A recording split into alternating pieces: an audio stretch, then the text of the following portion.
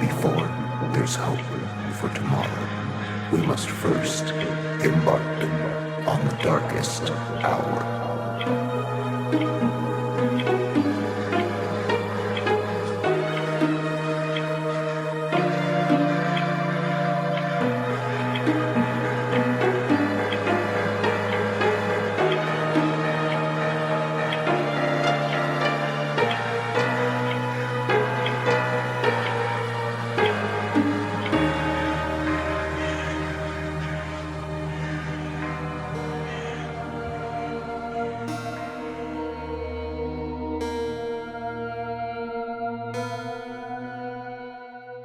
Hello everyone, and welcome to The Darkest Hour. I'm your host, Amanda Jane. We've all likely seen something weird, something scary even, but how many of us have actually seen a ghost? How many of us have encountered the unexplained? Who knows, really? Probably more than we know. And if you're listening, I bet you've at least considered what you might do if you encountered the paranormal. How you'd respond if you found yourself face to face with something unusual. It's easy to fantasize about how we'd react. We like to think that we wouldn't be scared and that we'd make all the right moves. But truth is, you just never really know until you're literally faced with it. Tonight, these individuals make known their encounters with the unknown. So, let's get started, shall we?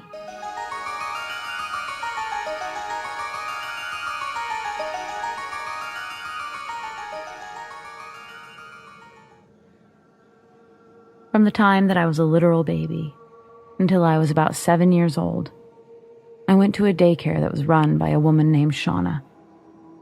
The daycare was her home, which was a really nice place. It had a pool, jungle gym, entertainment center, and back then, my family didn't have any of these things, so basically it was a totally awesome place. Basically. There were things about Shauna's home that weren't awesome at all. Shauna's room was at the end of the hallway, and when the door was open, her full-length mirror faced the hallway. I hated this because sometimes you'd come out of the bathroom and accidentally scare yourself because of the reflection of yourself. But that wasn't the thing about the mirror that scared me the most. The mirror, it would move. Not just move itself, but it seemed to be responsible somehow for opening the bedroom door. I'll explain. I couldn't have been older than 4 or 5 when this first happened, but my brother was 7, and he remembers it even better than I do. We'd been sitting at the dining room table, and from where we were sitting, you could see directly down the hallway if I looked ahead and if my brother looked to his right. As he explains it, we were coloring with Shauna's kids, and Shauna was putting together Halloween crafts for us to do at the table. My brother sees out of the corner of his eye that the bedroom door was opening. He tapped me to look at the door, and it was opening slow enough to where I saw it happen as well. Maybe it was the wind. Well, as we looked through the door, the mirror, one of those ones that swivels up or down, the mirror was essentially facing upwards, toward the ceiling. But once the door had fully opened, the mirror slowly started to move down until it was level, facing the open door. We looked at our reflections for a minute, then at each other, and then we looked back to the mirror. It was now facing upwards towards the ceiling again, and then an abrupt slam. The door slammed, and everyone jumped. My brother and I ran to Shauna. I just remember me and him grabbing her by either leg, telling her that the mirror was moving. I remember her saying that it was the wind, and I was okay with that. But my brother says that he remembers her saying that, but she didn't seem confident or anything. It was just something that she said. This seemed to happen whenever we were there. I remember she put a heavy stool in front of it, saying that would keep it from blowing open or closed. I remember this heavy stool because I watched it fly down the hallway. This was probably a year later. We'll get there. But before that happened, the mirror's activity seemed to grow.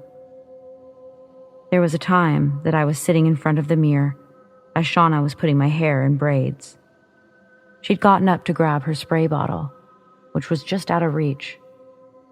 She was hardly far from me at all when the mirror suddenly flipped up to face the ceiling, hitting my face on the way.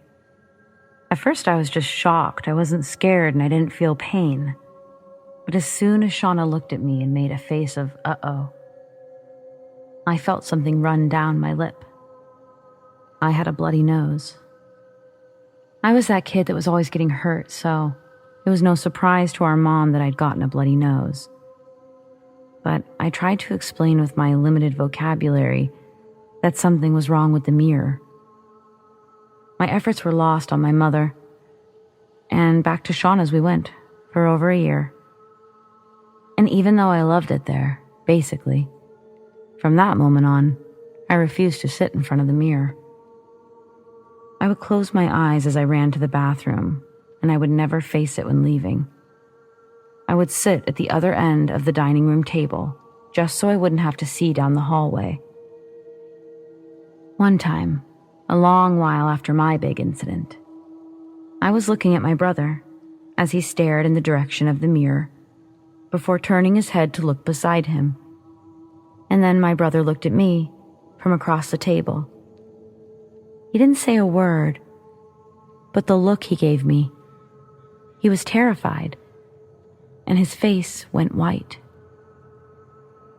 He said nothing the rest of the time that we were at Shauna's house, and he was being quiet on the ride home. I told my mom that he hadn't responded to me about anything since craft time. And that's when my mom pulled it out of him, telling him he had to tell her, warning that his feelings wouldn't go away until he did. So he told my mom, and he maintains to this day, that the mirror moved very fast, saying that it started to face up and then down and then up and then down. But then it stopped, and when it did, he wasn't the only one he could see in the mirror. He said that he could see someone sitting next to him, that it must have been a man who was tall, and he wore a robe that was black or dark brown, and he had a hood on. He said that the man didn't look at him, not while he was looking. When my brother looked next to him to see if the man was really there, no one was sitting there. But when he turned to look at me, he could feel the man from the mirror was now staring at him, and he could tell from the placement of the man in his peripherals that he was standing. My brother was frozen. He said that he wanted to move, and he wanted to tell me about it right then, even scream. But he couldn't. He couldn't speak. Eventually, like all scary things, our mom convinced him that it was a daydream, and that sometimes daydreams can be scary. She says now that at the time, she didn't have any options for us. Shauna was a family friend, and my mom could barely afford the rate for one child at any normal daycare. Shauna had given her the same rate for the two of us. So, back to Shauna's. The stool, the one that kept the door from slamming. Well, one day, we were all swimming, and I had to use the bathroom. I was very hesitant to do this alone, but Shauna had to stay outside to watch the rest of the kids. So I asked my brother to go with me. After I used the restroom, he decided that he had to use it too, and he asked me to wait for him. I reluctantly agreed, just facing the opposite direction of the mirror, looking out towards the dining room table, waiting. Suddenly, I hear a noise. It sounded like it came from behind me, so I whipped my head around. Just as the heavy stool flew across the floor, down the hall, and crashed into the wall just before the dining room. It made a loud crashing noise, and I screamed. And as bad as I felt, I ran outside. I was screaming to Shauna that the chair just flew at me. She had no idea what I was talking about, until she went inside. That's when she saw the stool. She saw that it had broken a leg, and that it had managed to dent the wall. I remember Shauna looked at me and asked where my brother was. He was still in the bathroom, I told her. She spent some time trying to get him to come out. Finally, he did. He ran and he hugged me. "I thought the man hurt you," is what he said to me. From then on, Shauna's house was different. We had fun, but it wasn't the same. We started talking about horrible nightmares. My mom would wake up to us on either side of her while she was sleeping. Essentially, we were sleepwalking, and our pediatrician told our mom that it was likely due to stress or trauma. The only thing that had caused any of that was Shauna's, specifically her mirror. It was probably that same year that we stopped going to Shauna's. Since we were both in full-time grade school, it wasn't really as necessary. Over the years, our family stayed in contact with Shauna and her kids. What we learned over time was that the mirror was an antique, that it had been in Shauna's family for years and was given to her once her great aunt and uncle had passed away. Apparently, a lot of the creepy stuff belonged to her deceased relatives, including the stool that tried to kill me. She swears she's never experienced anything creepy with any of her stuff. Nothing like me or my brother. And maybe that's true. Maybe whatever was haunting her mirrors, her stools, or her home just really didn't like us.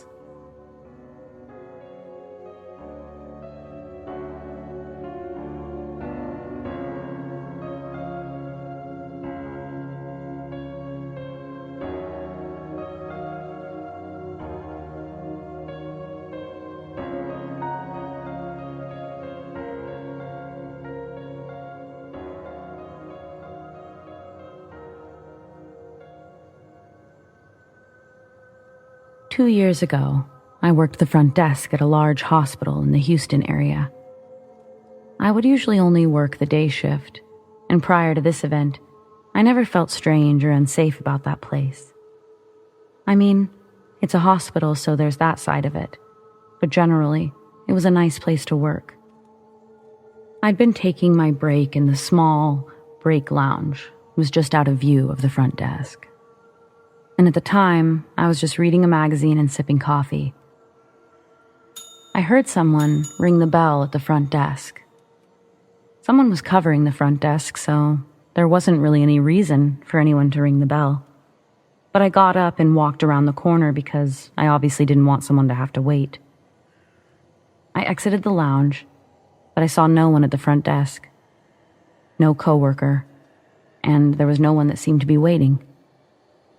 So I turned around, and just as I went to walk back into the lounge, ding, ding. I freeze, and then I turn around, and there's no one. I run back into the lounge, and moments later my coworker pops inside the room, asking if I had seen who was waiting. And did I hear the sound coming from down the hallway?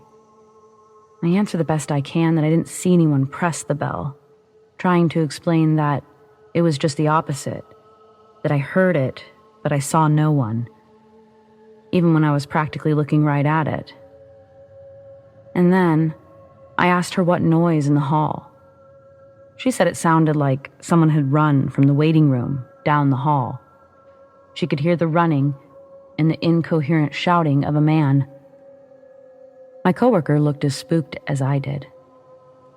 After my shift, we convinced our friend in the security department to check the footage, as we started to believe that someone was playing a joke on us. Maybe they had ducked out of sight when either of us had gone to look for the source of the noise. But the security footage brought us no ease at all. If anything, it just confirmed that we indeed had been dealing with something that we couldn't see. I don't know if I believe in ghosts or spirits or demons or really anything too specific. I find it all very interesting, of course, but I don't know what any of it means. And I don't even know where to start. I'm curious how many others out there have experienced something like this, and how many have experienced it in broad daylight. I never did experience it again, and that part, it always made me wonder too.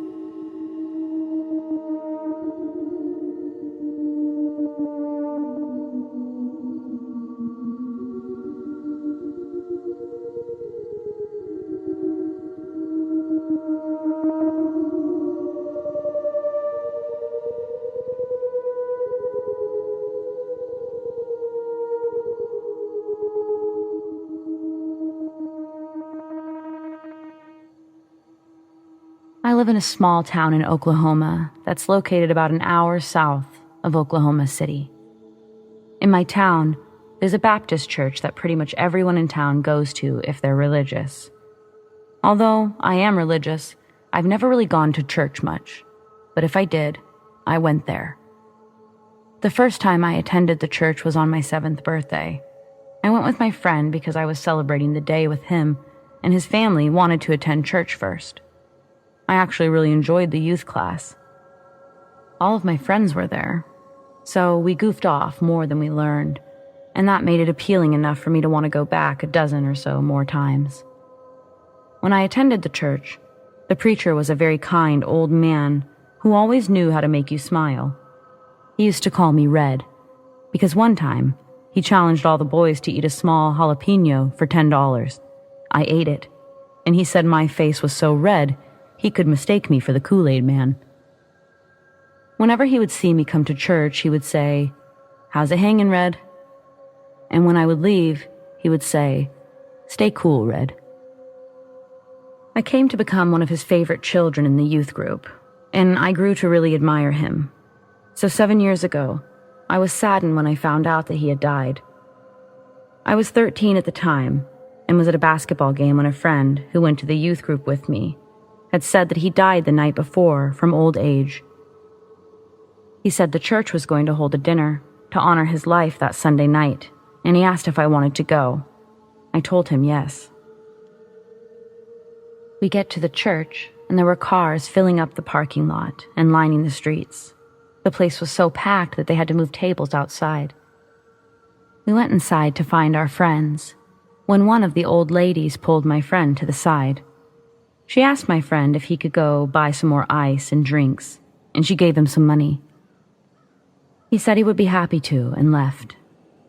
I decided to stay to see if I could be of service, as they were still setting up for the unexpected amount of people.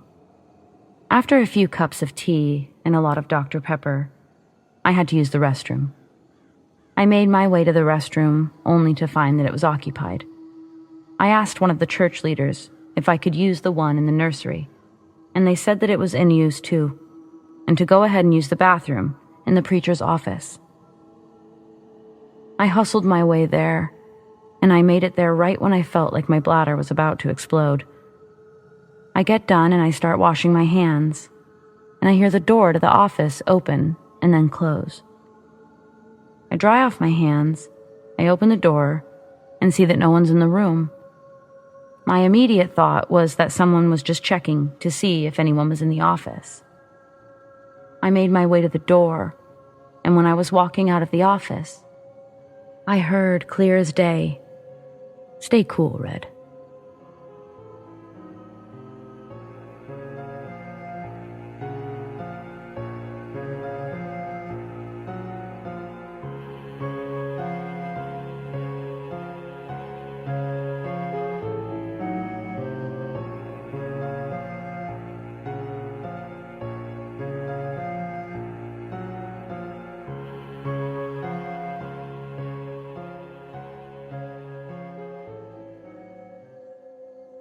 So I've been a late-night janitor at schools for a while now. I just like cleaning and chilling on my own. Last week, I started a new job at this school that's part of a church. I'm not religious at all, but it seems like a nice place, and the pay isn't bad. I'm primarily in charge of cleaning the early childhood area and the halls before locking up and heading home. I go around with the cart, wiping everything down and making sure to empty the trash cans while the janitor before me is still there. After they leave, I'm left with the mop and the vacuum to finish the rooms and move on to the hallway. Now, I'm no spiritual guy, but there's an infant room that has lots of big toys and cribs.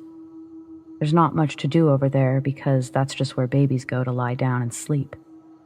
So, I only vacuum it every other day or as needed. Yesterday was not one of those days. The other half of the room is tile with a table for eating and such. So I wipe everything down on that end every night and then do the floor. That's the layout of nearly all of the rooms, though the rest need a thorough vacuuming every day. So now, the day janitor has left and I'm vacuuming each room. I do the first, no problem. I move on to the second and I realize that I haven't checked my phone in a few hours. So there I am, just leaning against the counter, chilling for a second, when I hear the creepiest noise that I could have heard. I hear children singing a peekaboo song. Now, I don't like kids at nighttime. I don't like kids in horror movies. Kids during the day, fine, cool. Kids in the dark, not my scene. I look up and stand there, staring at the doorway. I start sweating a cold, nervous sweat. A lot of it, too. I wait just a minute. Now let me remind you that I haven't touched anything in that room, but the restroom and tabletops on the opposite side. After I cool off a minute, it goes off again. I moved on with my vacuuming after another minute or so of saying things like, "I'm just here to clean and make money, man. I'm cool, I swear." The rest of my job is trash, in the literal sense. After I'm done vacuuming, I decide that it's trash time. I leave my coat by the front exit, so I have to walk the whole hallway to get it.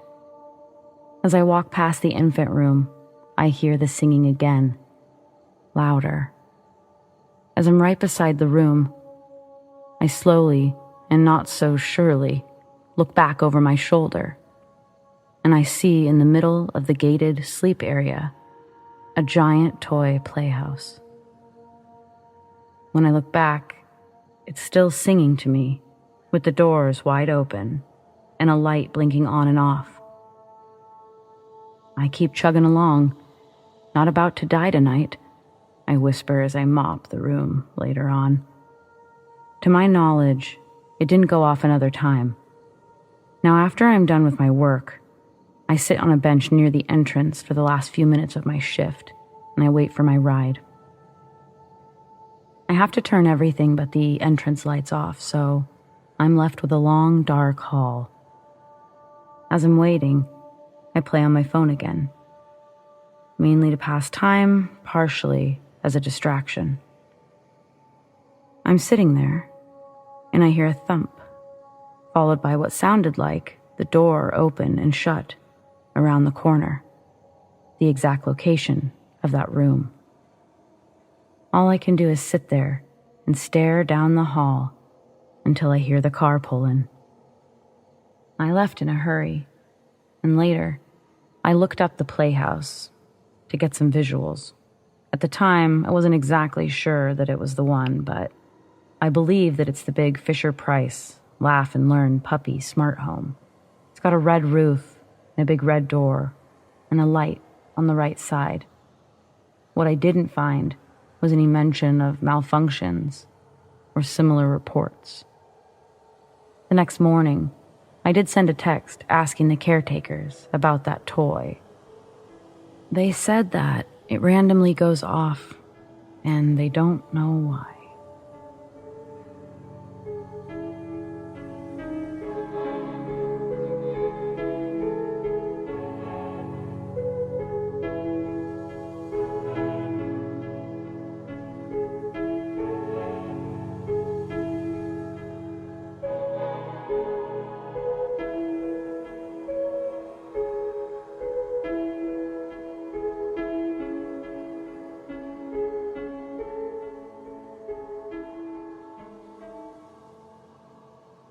I've never really known what to make of this event, other than what it really ended up being.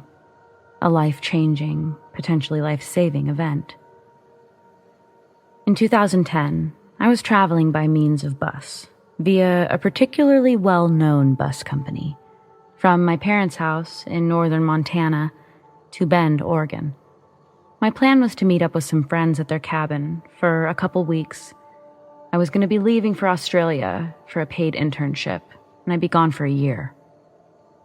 So I was on the bus, in front as I usually am. I like to be in the first seat if I can. That way, I get off quickest, and most people don't like to sit there, so it's usually open. We'd been driving for quite a while, and I was really excited to hit the next bus station, because I needed to stretch my legs badly and get something from the vending machine. When we finally did stop, I made a mad dash for the vending machine area, and I proceeded to stock up on everything. As I reached down to grab my peanut M&Ms, someone grabbed my arm. I was instantly nervous, and I tried to release myself from the grasp. And as I turned, I could see that it was a woman. She was a very old woman, so I immediately thought that she was confused.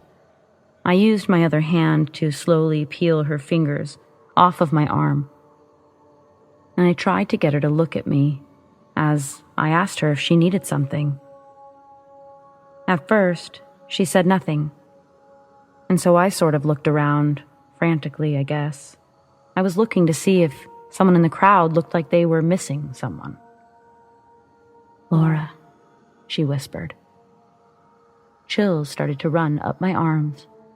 My body was filled with goosebumps. "Excuse me? Do we know each other?" I had no clue how this woman knew my name. But she grabbed my arm again, and this time I was even more uncomfortable. She was now making direct eye contact with me, and again said my name, "Laura." Before I could freak out further, she kept talking. "Don't sit at the front of the bus, honey, please." I was so confused and upset. I just ripped my arm out of the woman's grasp. Some of my snacks went flying, and when I turned back around, the woman was gone. Now I was truly frantically looking around. I definitely had some clarifying questions, but when I couldn't locate her, I just kept repeating her words in my head. Finally, I decided I'd call my mom. Something about hearing her voice, I just started crying. It was honestly the strangest thing. Once I composed myself, I told her about the woman and what had just happened, what she said. My mom didn't want to scare me further, I could tell, so she acted like everything was fine, that the woman had probably heard my name, and that she was probably unwell. But it was my mom's suggestion that maybe I just take another bus altogether, just in case that woman was going to be on my bus. So I took my mom's advice. I grabbed the rest of my things, and I decided to hang out at the station until another bus was available. I ended up waiting around for more than an hour. I was just listening to music when suddenly my phone started blowing up. Text messages coming in from my friends. I went to read the messages, but my mom called, so I answered. "Oh my God, honey, thank God. You're still waiting for your bus, right?" She sounded almost manic. I reassured her that yes, I am. She told me not to freak out, that I needed to stay where I was. Her and my dad were going to come pick me up. I put her on speaker so I could go through my text messages and still hear what she was saying. My heart literally sank, and it felt like I had swallowed a giant rock. I ran over to the TV monitors. The fucking bus. The one that I was on. It crashed into a cement side rail along the highway. The driver had swerved into the side rail to avoid hitting two passenger cars that were already in an accident. I'm reading the text messages, reading the news subtitles, and listening to my mom as she tries to sugarcoat the situation. I tell my mom that I need to go to the bathroom and that I will call her back. I tell her I'm not going anywhere and that I'll wait for her and my dad. And then I just go sit in an empty bathroom stall for 15 minutes. I could not believe that I had actually just experienced a literal Final Destination moment. Laura. And that old woman's voice just kept echoing in my head. Finally, I called my friend. I needed to let her know that I didn't know what the plans were yet, that my parents were on their way to pick me up, and that I was alive and well. I asked her what else she'd heard about the accident. She said that the only fatality from the bus crash itself was the driver, that he died on impact, some sort of metal rod incident that could have likely killed someone had they been sitting in the first 2 rows. And I can tell you now that my friend was right. The bus driver did lose their life, and it was due to the metal rotting inside the concrete barrier. And that metal rotting pierced through the first 2 rows of seats. One man was sitting in the second row and had moved just in time to not be affected by that part of the crash. People walked away with injuries, but for the most part, they walked away. Then there was me, completely uninjured by the whole thing, haunted, but intact. As for the woman, I don't know. To this day, her face rings no bells, nothing significant about her looks, just an average elderly woman. But sometimes I wonder if it's possible, just somehow, some way, that my deceased grandparents were looking out for me. Like, maybe it's somehow possible that they found a way to reach me, to protect me. Yeah, I don't know. I guess no matter what explanation I come up with, it will always sound a little crazy, and it will continue to sound as unreal as it always did.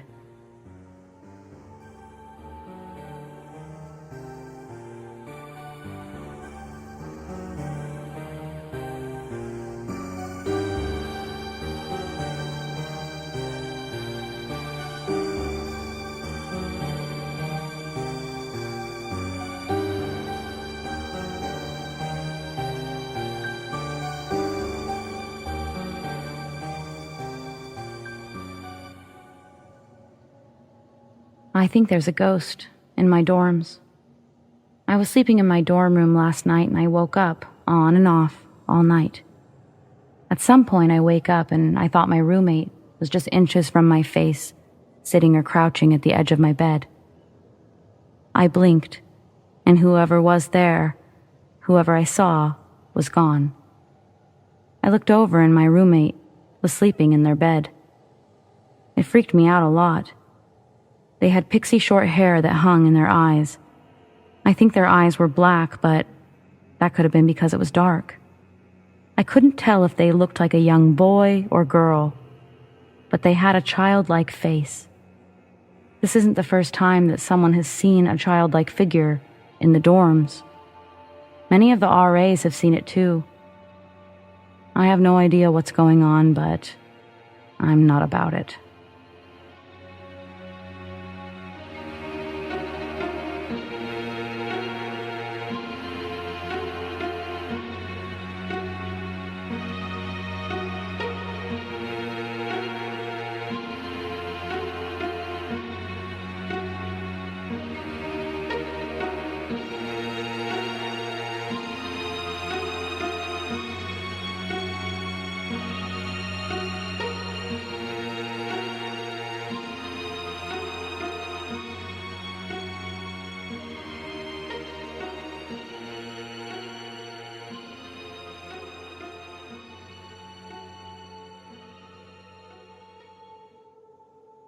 So this happened in my dad's school year of 1987, in the outskirts of Mason City, Iowa, a small cornfield town in northern Iowa that has some interesting American history, cultural notes.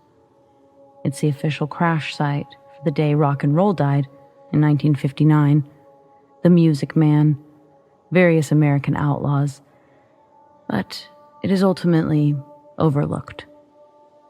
Basically, my dad was a member of the high school football team, the Mohawks. And the rules stated that in order to participate in school events, athletes were not allowed to participate in alcohol or drugs. Obviously, they were teenagers, so this rule meant nothing. Just that now, after winning a good game, the team would have to have their celebrations be a secret. One night, my dad and his buddies on the team went out to an old abandoned farm on the outskirts of town, where they partied around a campfire, getting drunk and smoking some solid blunts. My dad got into a game of tag, and while running away from his friends, my dad came around the back of the barn, which was immediately in the tree line, and he was face to face with something. He described it as very humanoid in appearance. He was 5'8" at the time, and this alien was almost at his height, but still taller. The alien was enveloped in some sort of stealth camouflage, head to toe. It wasn't translucent because he couldn't see anything inside of it, only the things behind it. The first predator had just come out at the time, and that's what he jokingly compared it to, but later he would say that it was more like a drinking glass. The alien, it wasn't invisible by any means, as he could see very clearly, but he couldn't make out any details, and everything behind it was visible but blurry and smudged. It made no sounds at all, nor did it really move much. It stood in a combat stance, and at its hip, it was holding a weird sort of box, which it was aiming at my dad like a gun. My dad likes to think that he scared it as much as it did him, but he really had no way of knowing. His first thought was to tackle the thing out of fear, but he kind of understood the implication of it pointing the box thing at him, and he wasn't trying to get shot. Next thing my dad knows, his friend puts his hand on his shoulder, and clearly seeing the same creature, and just as terrified, he whispers my dad's name. "Don't fucking move." At which point, the alien started backing off a bit, but still facing them both. They slowly got up and began doing the same, until both were out of sight of each other. My dad, until the day he died, still wasn't sure what he saw, other than it being some sort of alien, and he was vastly interested in alien stories and mythology for the rest of his life. He compared what he saw to a story almost like Travis Walton to an extent. He would make some efforts to get his story told by meeting with people from MUFON, people that found his story to be highly credible, if only he could get his friend, the other witness, to speak out about the situation as well. He was told that such alien encounters, face to face, are practically the rarest kind of sightings. But nothing really ever happened that big in the end, which is sad because he thought that people needed to know what he saw.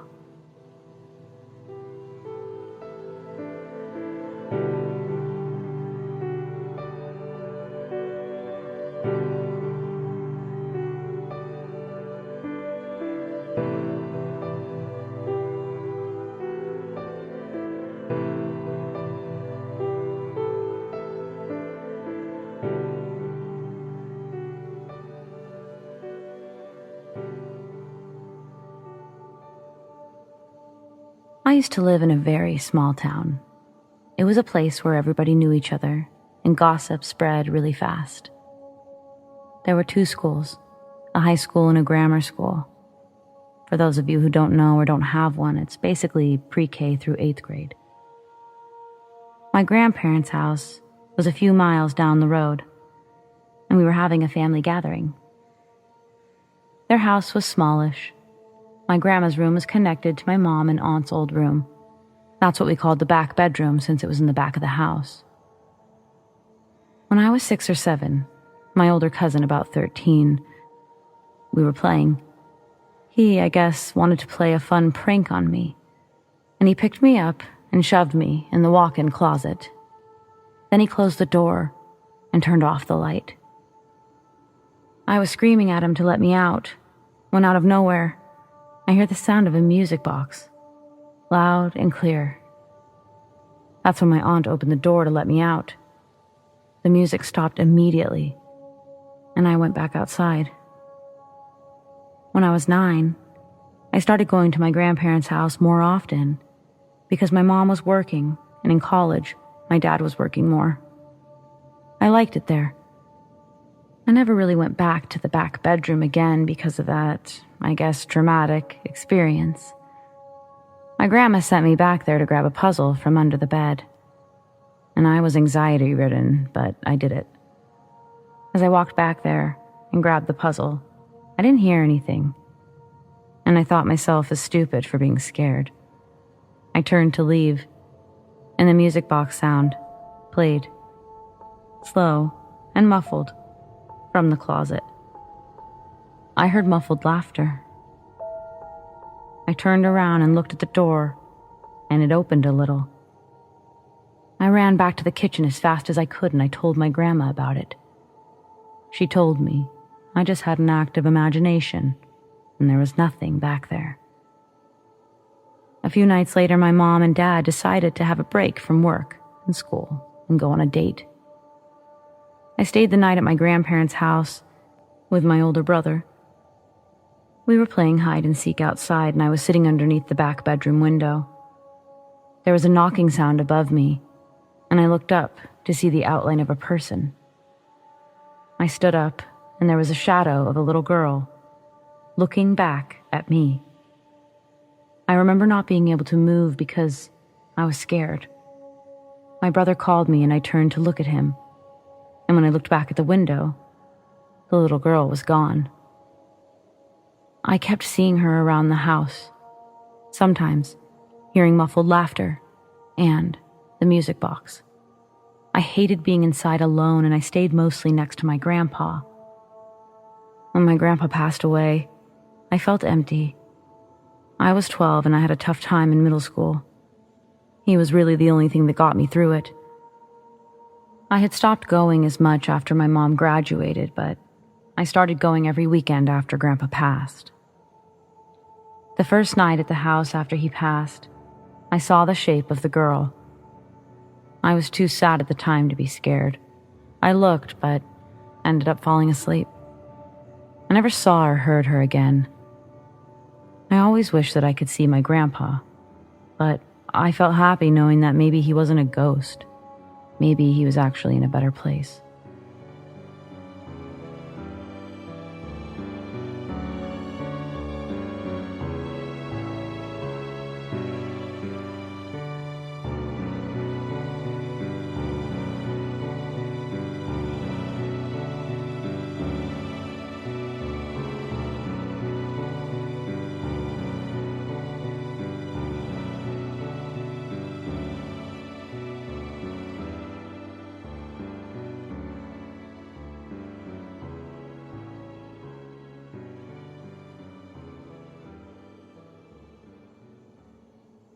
This is a ghost encounter I had when I was 16.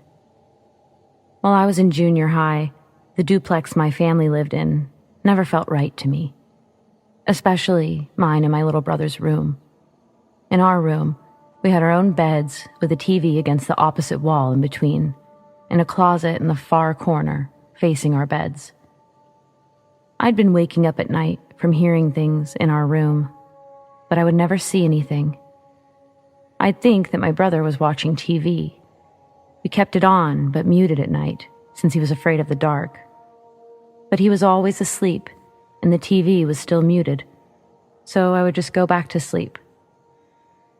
After a few weeks of this happening, I asked my friend who was in a video club if I could borrow his camera just for a night to see what was happening, and he agreed. That night, my brother was at our aunt's house, so I angled the camera on my headboard so that our beds, the TV, which was off, closet, and door were all in view. I hit record and I laid down. In the middle of the night, the TV turned on to static, and the closet door slowly opened. A shadow figure emerges from within, but gradually shrinks as it passes my brother's bed, eventually disappearing as it nears the TV. Up to this point, all was quiet. But then, this faint laughter of a little girl could be heard as the static on the TV screen seemed to warp and slowly move in a horizontal line across the screen, as if following something that passed in front of it. Afterwards, the laughing stopped. Then the shadow re-emerges, in full height, in between our beds. It bends over my sleeping body, slowly sinks down, through me and my bed, disappearing. Immediately after, I start to sit up, but a shirt flies violently from the closet, hitting and wrapping around my head, sending me back down. The last thing you see is me pry the shirt from my face and jump out of the bed before the camera shuts off. The next day at school, my friend and I sat down to watch the video, and as you can imagine, I was pretty terrified because I remember nothing from last night. And to make things even more strange, the camera had reset itself to factory settings the moment that my friend and I finished watching the video. Later, we found out that the memory card was wiped completely.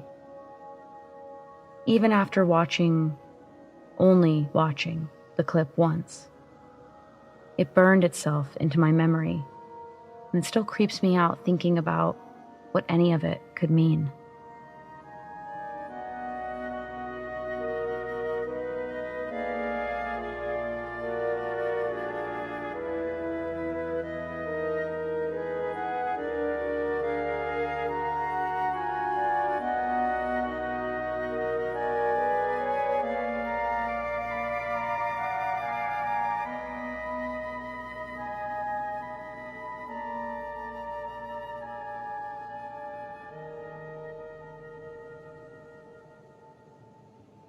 In my life, I've had a number of experiences and encounters with ghosts.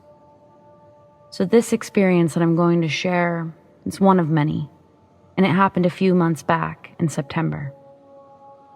I was laying in bed watching Breaking Bad when my friend had texted me, asking if I wanted to hang out and go take some pictures. I had nothing else to do, and I was tired of watching TV, so I told him to let me get dressed and he could come pick me up. Once he picked me up, we began discussing where we would go to take pictures. We decided on going to the park that had some really nice scenery and plenty of spots for good pictures. After 45 minutes of walking around the park and taking pictures, the sun was beginning to set. So we decided to go home. So we're driving home, and my friend is telling me about some dude that he knows that had started making music, and he wanted to show me some of his songs. He puts a song on, and then he puts his phone in the cup holder next to him. We hit a bump in the road, and his phone popped out, and it landed on the floor. He reached down to get it, and couldn't immediately find it, so he was digging around, not paying attention to the road at all, so I turned to look at it for him. That's when my stomach sank, and I screamed his name, and I told him to swerve. He quickly looked up at the road, but by then it was too late. There was a man standing in the road, literally just standing. It seemed incredibly stupid to me at the time, but I had more important things to worry about. We both immediately hopped out to see if he was okay, but when we went to the front of the car, there was nothing. The car wasn't even damaged. No blood, no nothing. We looked around to see if he possibly got sent flying. It was level ground and there were no trees around. So it wasn't hard to get a good look around the area despite it getting darker. Obviously frightened at the thought of us running over a potential vengeful spirit, we got back in the car and dashed out of there. And that's why I don't like driving on that road at night. Not anymore.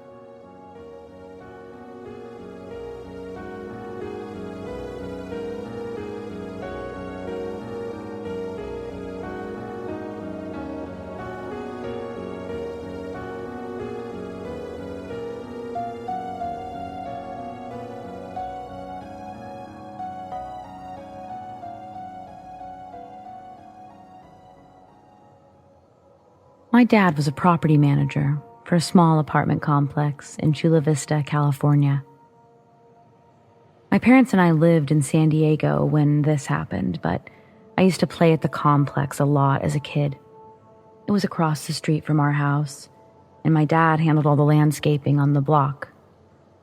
When he became the property manager, he spent less time on site and more time on the phone, mainly taking phone calls from residents who were mainly elderly folk. He'd rented to them for years. One day, he got a call that one of his residents had passed away inside their unit. The woman had lived in her apartment for almost 20 years, having lived there even before my dad ran the place. It was this woman that he would often joke about, saying, "Who needs security cameras when you have Alma?" Which was true.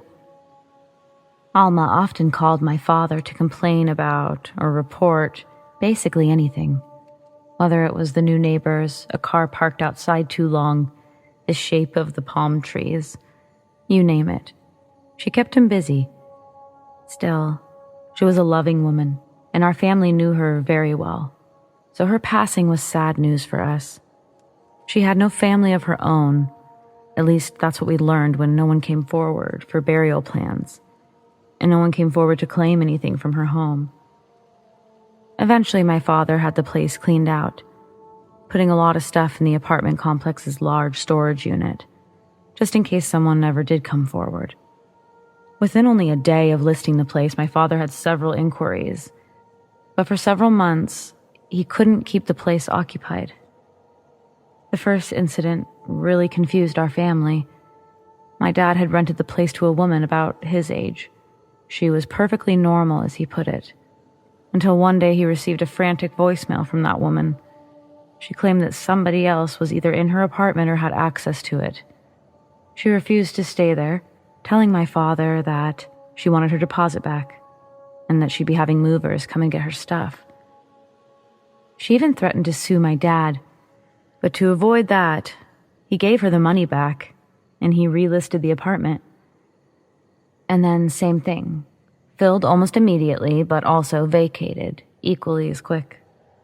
This time, the tenant said that they could tell that someone had been coming into the apartment. Even stranger, he said that he almost didn't complain about it because whoever was coming in seemed to be helping him, holding towels that he knew he didn't fold. He said he felt like someone had been watching him in his room one night. And that's when he decided he had to tell my dad about the strangeness, and he had to move out. It wasn't until the third incident that things started to make sense. My dad received a call from the woman who was now living in the apartment. She asked my dad if he wouldn't mind telling her about the woman that lived there before her. My dad was confused and explained that it was actually a man that had lived there, and it was just a short time. But after her next question, my dad knew who she was talking about. No, this would be the woman, the one with the red hair. My dad tells our family the story at dinner, and my mom freaks out, exclaiming, "I told you so." Apparently, after the other people had mentioned it, my mom told my dad that she also thought that somebody was watching her. Whenever she would go to clean the apartment in between residents, she said she always felt like someone was with her. She told my dad she wasn't scared. She thought it was Alma. My dad had just continued to joke it off, saying that people were just cheap and that my mom was scaring herself because Alma had passed away there. But now, sitting at the table, I could see that he was believing the stories. His phone call earlier with the current tenant had resulted in the woman ultimately saying that she couldn't stay there. She told my dad that she'd seen the woman many times over the last week, and she was starting to get a strong feeling that she wasn't welcome in that space. She said she loved the apartments, and she wanted to rent the unit across from hers. It didn't have as big of a kitchen, but she didn't mind. And so that happened. Afterwards, my mom wouldn't let my dad rent the unit out any longer. She said it seemed like bad luck or something. My dad decided that it was just as well, since by now he'd lost more money trying to rent it out than he'd gained. And at least if it was vacant, he could break even. Once he agreed, my mom had Alma's things moved from the storage unit back into the apartment. They decided that they would use it as the model unit, where they could show the residents the space, furnished. And that's what it was for several years, a show apartment that resembled Alma's old space. It definitely seemed right. Today, so almost 10 years later, it remains in our family. I took over managing the property a couple of years ago. I saw Alma only one time, and it was truly out of the corner of my eye. But I could feel her presence even when I couldn't see her. I still often tend to feel that she's around, but like my mother, I'm not frightened. And ever since I moved into her old apartment, I can feel that Alma doesn't mind that I stay here. I actually think that she prefers it. And honestly, I don't mind it either.